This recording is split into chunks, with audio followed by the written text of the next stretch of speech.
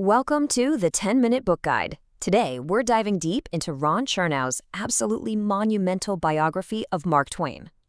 You know, when you hear the name Mark Twain, you probably think of Tom Sawyer, Huck Finn, America's great humorist, right? Well, the man Ron Chernow uncovers in this biography is something else entirely. He's darker, way more complex. And this quote right here, it's our first clue. We're not just looking at a folksy storyteller.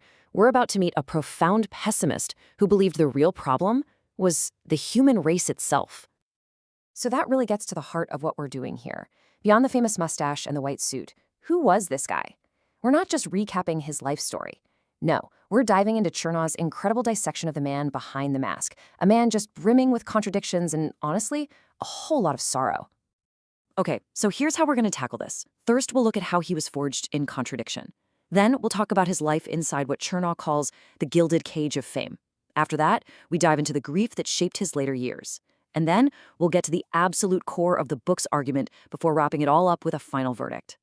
All right, part one. Chernow makes this point really clear. If you want to understand Twain, you absolutely have to go back to the beginning. Back to his childhood in slave-owning Missouri. Because this place wasn't just where he grew up. It was the very crucible that forged his conscience. And the contrast Chernow lays out is just, wow, it's so stark. On one side, you've got young Samuel Clemens, a kid growing up where owning people was just normal. His own family inherited 6 enslaved people. But then you look at the man he became. This is the same guy who would later secretly fund a black student's entire education at Yale Law School. And he called it a reparation. It's like he was in a constant battle with the world that made him. And look, this wasn't some abstract intellectual conflict for him. No, this was personal. It was rooted in these haunting memories. This quote you see here, it's about him watching his own father whip an enslaved woman. Chernow argues that moments like that, this kind of casual, everyday cruelty, they got burned into his mind and never, ever left. They were the seeds for the incredible moral outrage that would just pour out of him later in life. Okay, so let's move on to part 2. As Twain's fame just exploded, those internal battles, they only got worse. This is where we get to what Chernow brilliantly calls the gilded cage. You know, this idea that his massive success brought him everything he could want, money, fame, love, but it also trapped him in a kind of beautiful prison. Think about it. Everybody wanted a piece of Mark Twain, the legendary performer.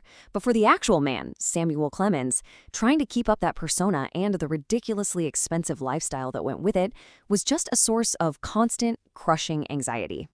So while the world saw this master entertainer just totally at the top of his game, the reality behind the curtain was he felt like a prisoner.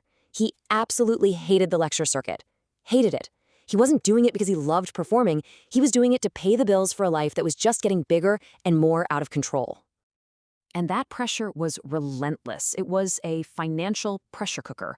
You've got this insane Hartford mansion. Someone once called it part steamboat, part medieval stronghold, and part cuckoo clock, which is just perfect.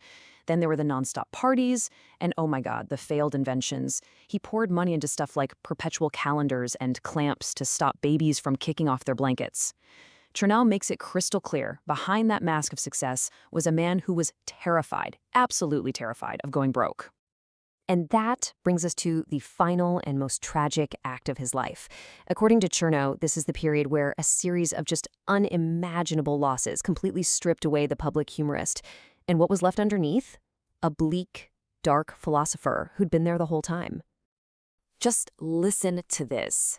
It's a letter from his wife, Livy, and it's just brutally honest. It's such a painful look into the darkness that was swallowing him whole. She's basically saying you're obsessed with evil, like a monomaniac, and you're crushing everyone around you. It's just devastating to read.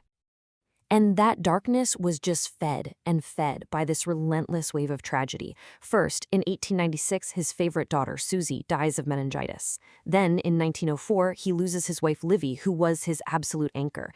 And then, and this is just cruel, on Christmas Eve in 1909, his youngest daughter, Jean, dies from a seizure. Chernow shows these aren't just sad events, they're like hammer blows, one after another, that just systematically took the man's spirit apart. So, where does all that pain lead? What do you do with all that? Well, now we get to the intellectual climax of the whole biography. This is Chernow's core thesis, the secret, final philosophy Twain built for himself to make sense of a universe that he had come to see as totally cruel and meaningless. He spent decades secretly writing this thing, his own personal gospel called What is Man? He thought the ideas inside were so explosive he didn't even put his name on it at first. And his argument? It's that we're all just machines. That's it. Free will? Total illusion. Doing something for someone else? Nope, that's just you trying to make yourself feel good.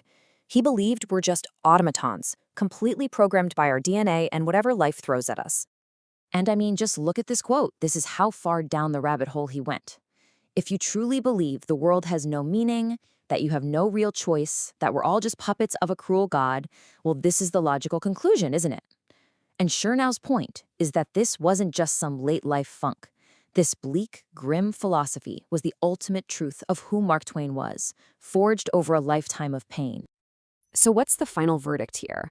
What are we, as readers, supposed to take away from Chernow's incredible book? Well, Chernow's biggest revelation is that the Mark Twain we all think we know, he was mostly an invention. The real guy was a walking, talking bundle of contradictions. He was a product of the slave-owning South who came to despise slavery. He was a megastar celebrity who hated being famous. And he was a genius humorist whose jokes were really a shield, a defense against a private despair that was almost too much to bear. Chernow forces us to ask, was he America's great humorist? Or was he actually its great pessimist? And that leaves us with one last big question to chew on. Can you really separate the humorist from the heartbroken philosopher? Once you know the depth of his pain, does it change the way his jokes land? Chernow's book makes a powerful case that, really, you can't have one without the other. This is the 10-Minute Book Guide, your weekly shortcut to deciding what to read next.